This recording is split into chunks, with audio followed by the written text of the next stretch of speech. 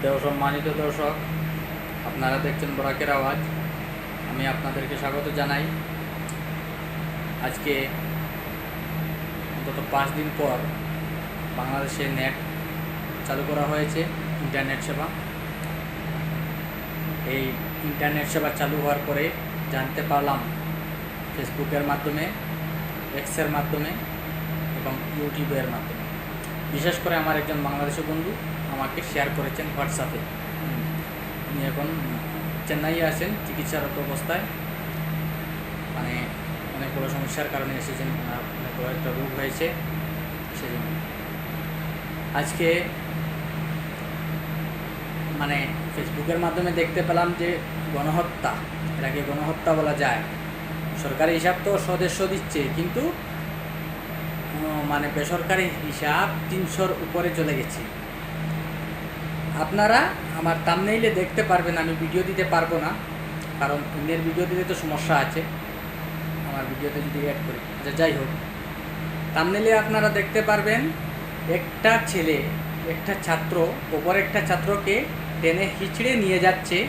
মানে সে আহত না নিহত জানি না, কিন্তু পুলিশ তাড়া করে আসছে তাকে। অবশেষে সে বাধ্য হলো সেই আহত কিংবা নিহত ছেলেটাকে ছেড়ে পালিয়ে যেতে সে বাধ্য হলো। এটা কিরূপ মানে তাদের আচার আচরণ! বাংলাদেশ পুলিশের ধিক্কার জানাই পুলিশদেরকে। ওরা পুলিশ না হায়না বাহিনী? ইসরায়েলি হায়নারা যেভাবে ফিলিস্তিনি ছাত্রদেরকে, ছোটো ছোটো বাচ্চাদেরকে উপরে হামলাবর হয়ে পড়েছে, এইভাবে বাংলাদেশের পুলিশ বাহিনী হাসিনার নেতৃত্বে ছাত্রছাত্রীদের উপর হায়নার মতো ঝাঁপিয়ে পড়েছে। আরও একটা থাম্বনেইলে আপনারা দেখতে পাবেন, এই যে ছেলেটার পিছন দিক থেকে দাওয়া করে গুলি করে তাকে প্রতিহত করা হলো, মাটিতে লটিয়ে পড়তে সে বাধ্য হলো। সেজন্য এটাকে একটা গণহত্যা ধরা মানা যায়, এটাকে যুদ্ধ অপরাধের আওতায় পড়ে। সেজন্য আন্তর্জাতিক অপরাধ আদালতে, ইন্টারন্যাশনাল ক্রিমিনাল কোর্টে যেন হাসিনা সরকারের বিরুদ্ধে মামলা দায়ের করা হয় এবং হাসিনার উপরে যুদ্ধ অপরাধের মামলা যেন দায়ের করা হয়। আর অতি শীঘ্রই, অনতিবিলম্বে শেখ হাসিনা পদত্যাগ করা উচিত। পারবে কি পুলিশ? হাসিনার কথায় যারা যে গুলি করে প্রাণ মানে কেড়ে নিলেন, একটা প্রাণ কি ফিরিয়ে দিতে পারবেন? সেখানে যদি তোমার ছেলে, তোমার ছোট ভাই, তোমার বোন, কেউ যদি হতো, তোমার কেমন লাগতো? হাসিনার কথায় কি তুমি গুলি করতে পারতে তাদেরকে? ছোট্ট একটা অধিকারের জন্য যদি এত বড় সংঘর্ষ হয়ে গেল, তাহলে এই দেশে দুর্নীতি দমন করতে হলে কত বড় মানে এতটুকু প্রাণ দিতে হয়েছে ছোট একটা অধিকার আদায় করতে গিয়ে। আর এই দেশের দুর্নীতি দমন করতে গেলে কতটুকু প্রাণ দিতে হবে? এই সরকার হলোই দুর্নীতিবাদ সরকার, দাঙ্গাবাজ সরকার, স্বৈরাচারী স্বৈরশাসক শেখ হাসিনা। তোমাকে পদত্যাগ করতে হবে। শেখ মুজিবুর রহমান বাংলাদেশকে পাকিস্তান থেকে আলাদা করেনি, স্বাধীন করেনি সেজন্য যে নিজের দেশের লোকদেরকে নিজের সরকারের 1971-এর পূর্বের মতো হত্যা লীলা চালাবে, গুলি করে মারবে, নির্বিচারে মারবে, সেজন্য নয়।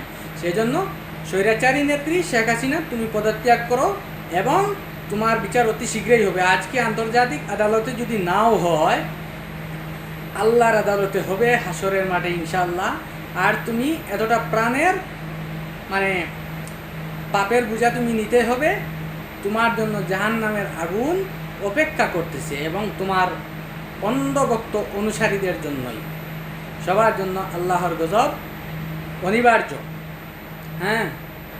আর আপনারা যারা এই যে প্রতিবাদের নামে মানে দুষ্কৃতিকারীরা ঢুকিয়ে ছাত্রছাত্রীদেরকে মানে অপমানিত করার জন্য তাদেরকে মানে একটা দোষ দিয়ে, একটা অজুহাত এনে ছাত্রদেরকে যেন মানে ছিন্নভিন্ন করা যায়, এরকম মনোভাব নিয়ে যদি কোনো দুষ্কৃতিকারী ঢুকে সরকারি সম্পদ নষ্ট করে থাকো, তোমরাও শাস্তির আওতায় আসতে হবে।